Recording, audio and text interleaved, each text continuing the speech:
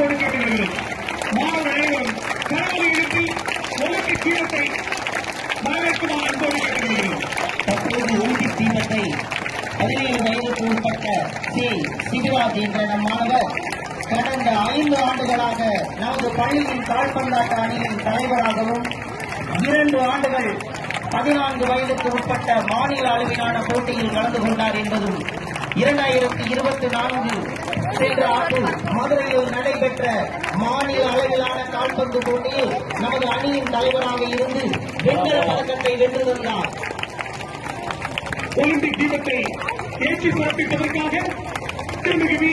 வெங்கடாச்சலபதி காவல்துறை ஆய்வாளர் அவர்களை பணிவுடன் கேட்டுக்கொள்கிறோம்.